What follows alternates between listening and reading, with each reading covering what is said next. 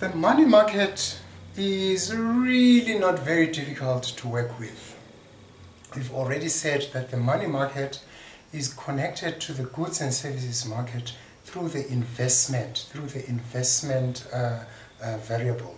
And the investment is determined by the level of interest rates. So in the country, for instance, we know that this is the tool that the central bank uses to control how much people are borrowing as opposed to how much people are saving. So when the interest rate is down, that means the signal from the central bank is that let's increase the level of investment so that we can increase aggregate expenditure, so that we can increase. So often when an economy is in recession, that is a monetary policy that is at play to stimulate the economy. But we also have got something called inflation targeting. So we don't want to increase aggregate expenditure to such a level where we are running into problems of inflation, hyperinflation, and the economy is heating up. So there's a limitation at which we can use money markets, as well as the aggregate demand, aggregate expenditure of fiscal policies to stimulate the economy. We don't want to run into problems of hyperinflation. In any case, let's go back to money markets. Money markets really are simple. I told you earlier on in some of our discussions that the price of money, the price of borrowing, is the interest rate that you pay.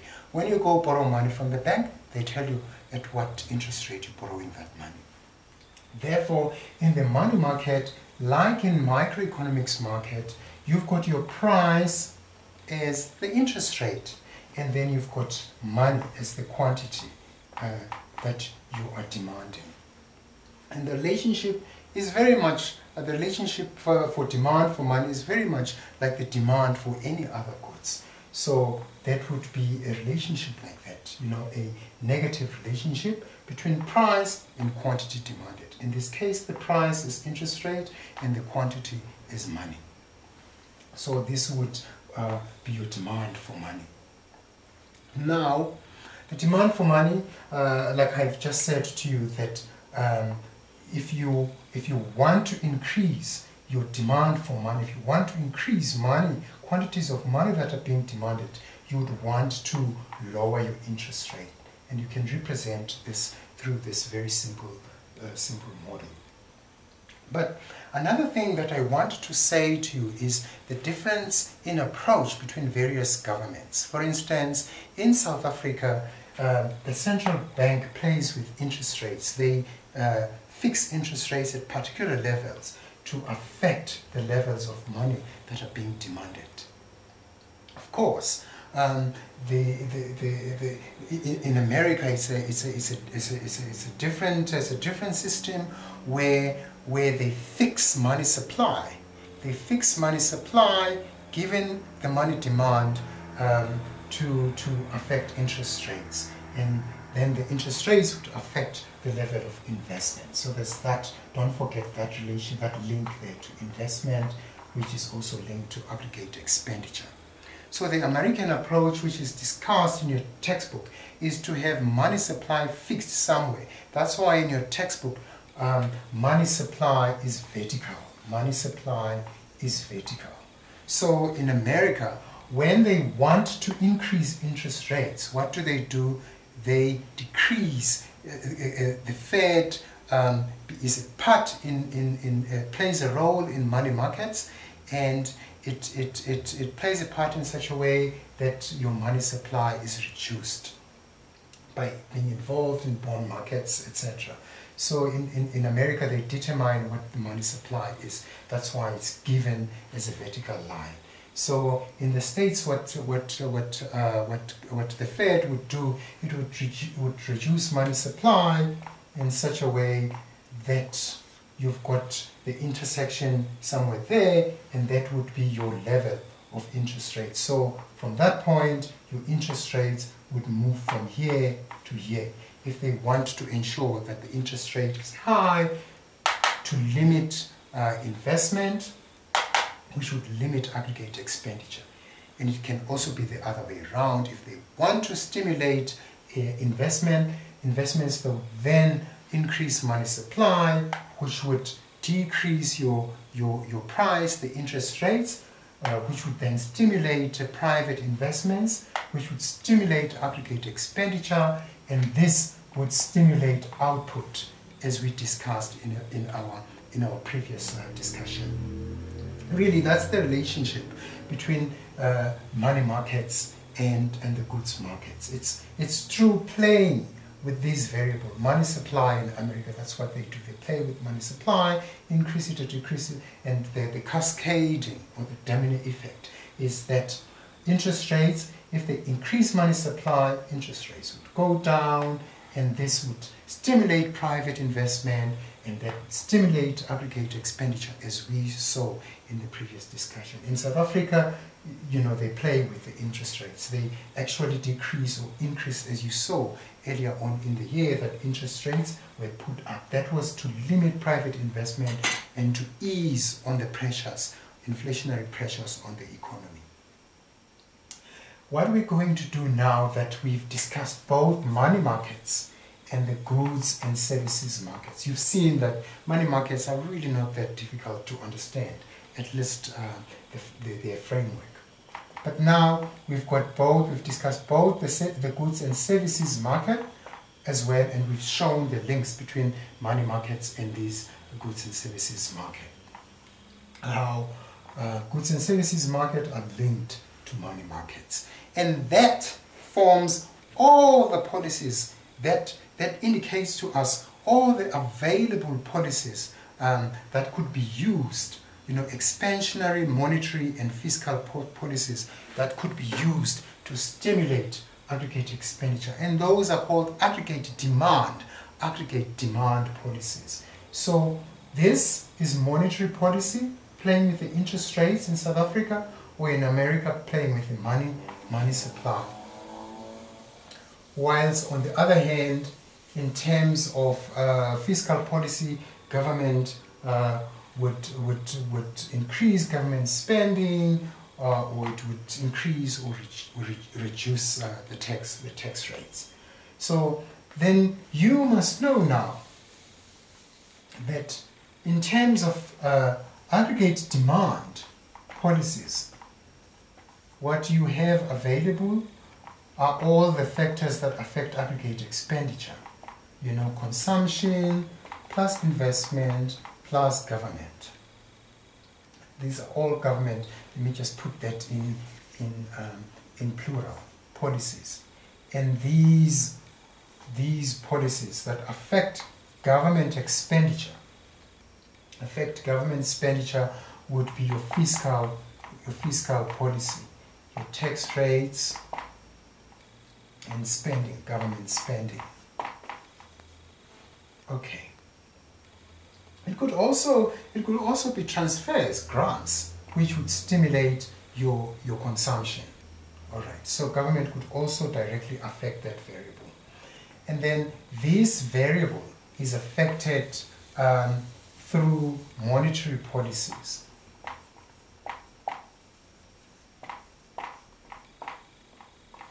Monetary policy, by using either the interest rate or money supply. This is the RSA tool. This is an American approach to monetary policy. And really, those are the policies that affect your aggregate demand. So we call them aggregate demand policies. Now, the next thing that we need to discuss after we have discussed aggregate demand is aggregate supply policies, and then later on show how the two interact for your overall box or tool of policies that you can use to stimulate the economy when it's in recession, or in the long term by using aggregate supply policies. In any case, aggregate demand, I said to you earlier on, is not like your demand in microeconomics. Really, it is just a relationship that So aggregate demand is affected by all the variables in aggregate expenditure, and it represents a relationship between the price level, the general price level in an economy. You know, as you would think of it in terms of inflation, and your national output. So this relationship between the price level and national output is represented by your aggregate demand. So any of the variables that we talked about, they would either shift out aggregate demand or shift in aggregate demand. Say, for instance, if you had a monetary policy that wanted to shift out aggregate demand, what would it be? It would be the lowering of interest rates that would increase the level of private investment, that would then have a positive effect that would increase aggregate expenditure, and then this would increase national output, as we saw, and by increasing aggregate demand. So when this increases, this shifts out, or any of the factors that increase that, consumption, investment, government, would have that effect on your aggregate demand. But aggregate demand on its own is not the full story. We also have aggregate supply policies. Now, aggregate supply is also a relationship, it's a positive relationship between the price level, inflation, the price level, and your national output. So it is everything that is being produced in your economy, supply, aggregate supply.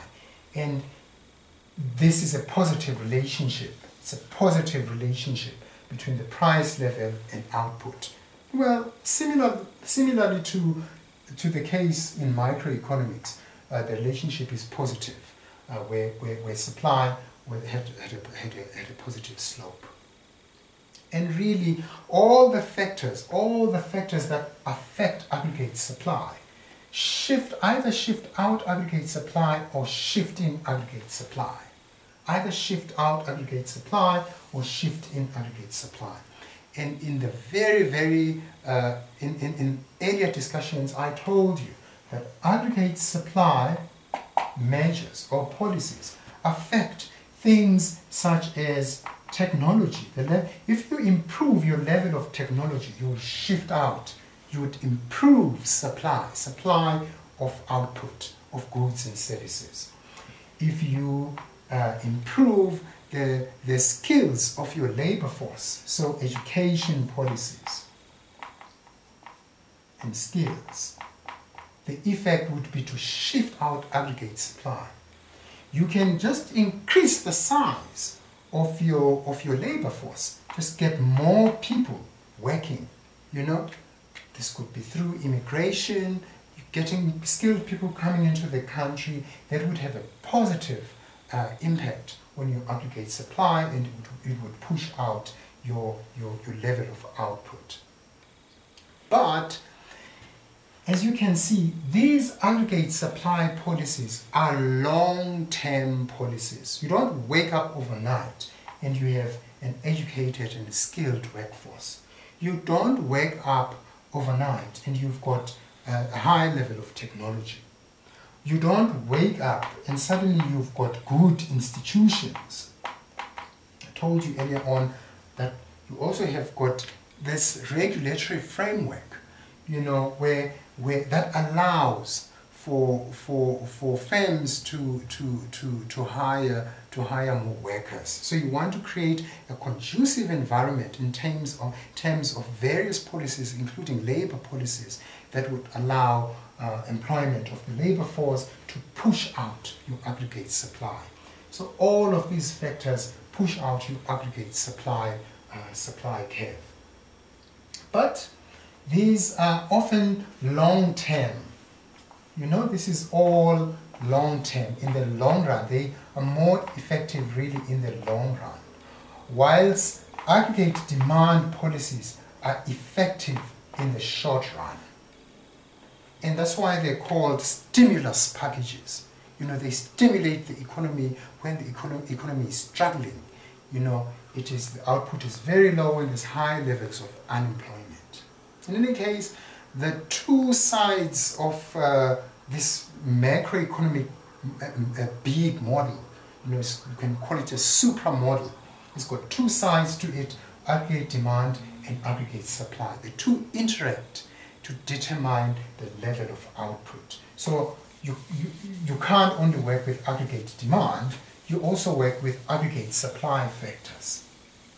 So it's not only like in microeconomics, it's, you know, the final equilibrium market is determined by the interaction of both the aggregate demand and the aggregate supply.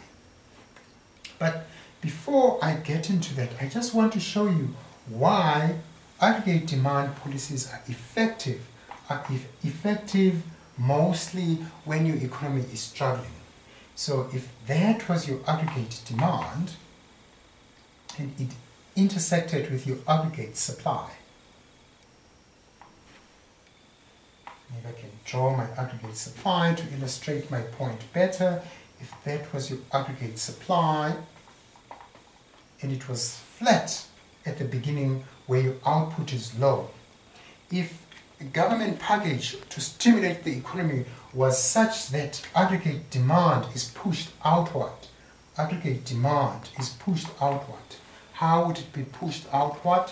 By affecting any of those factors that we talked about: consumption, investment, and government.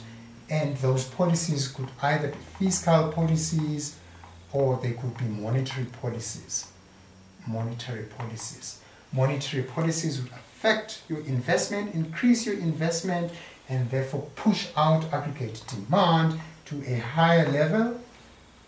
Therefore, your equilibrium, your national output would move from that level to a higher level. So that would stimulate your economy. This works very well when your economy is struggling. Some is very low, level of output is low, because when you increase aggregate demand, you increase your output, and the increase in output is only accompanied by a very small increase in terms of the price level or in terms of inflation. So aggregate demand policies have a problem of increasing inflation. So all of these fiscal and monetary policies, they've got this problem. So that's why they only work in the short run and when your economy is struggling. Because when your economy is going and then you try and increase aggregate demand to a higher level through these policies, see, you don't get the returns, the good returns to your policies. You will only push out your output by that much, but you would have a problem of creating inflation. So your inflation would increase by that margin, whilst your output has only increased by that margin. And therefore, in the long term, they're not really very useful. Hence, it's very important to work with both aggregate demand and aggregate supply policies, whilst aggregate demand policies are mostly effective in the short run. Let's show how aggregate supply policies are effective. You know, when your economy is heating up, when you're running into inflationary problems. If this was your aggregate demand and this was your aggregate supply and your economy was somewhere at that level, and you used any of those policies that I talked about, education, technology, institution, growing your labor force, any of those policies, you would improve your aggregate supply, which means that you push out your aggregate supply. And then you would have an effect of moving your output from that level to another level, Y1, say for instance. And you'd have that benefit. And I did say to you that aggregate supply policies are sort of long-term policies. You know, they work better in the long term. Let me clear the clutter.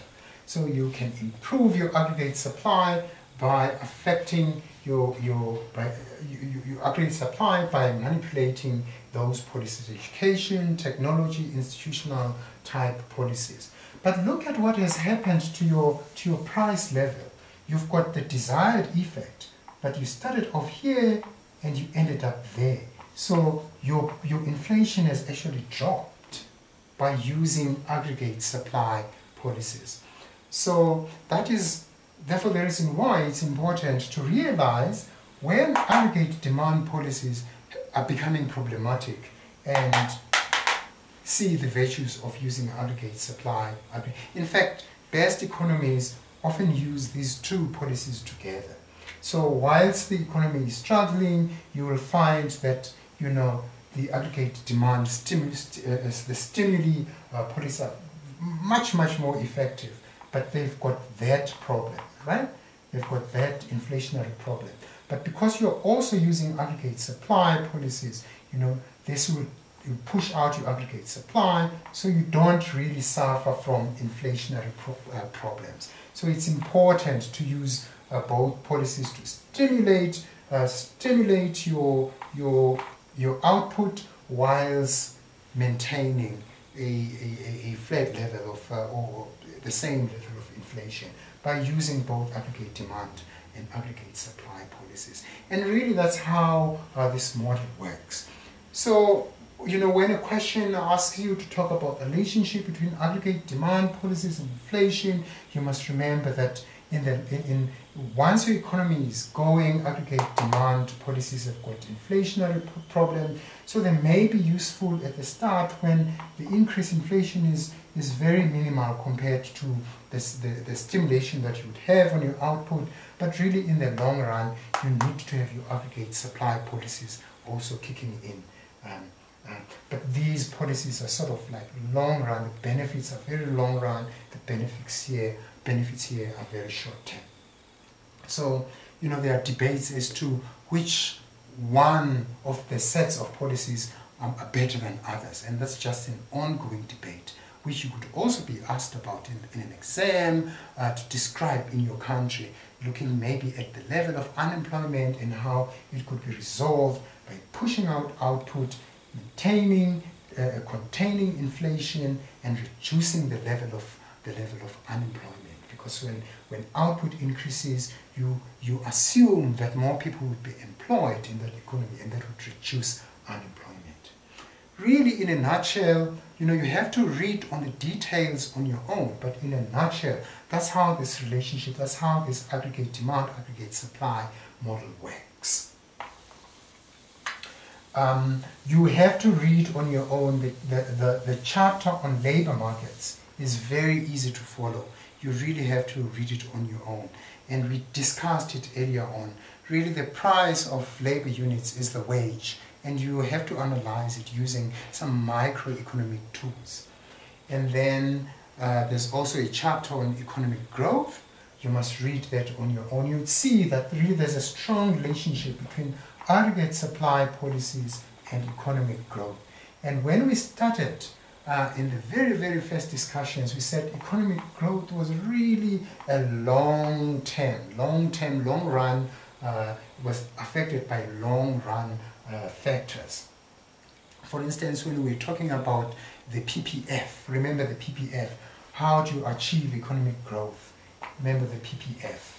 If there's a point G that is not attainable, if you want to achieve it, you have to use these aggregate supply measures and increase your economic growth, and this could be affected by new technology, increasing the level of the labor force, increasing the skill set and education in your economy, you know, improving all those aggregate supply. So that is really the link between aggregate supply policy or aggregate supply model and your PPF that we began with in microeconomics. And that chapter is really linked to the discussion of economic growth.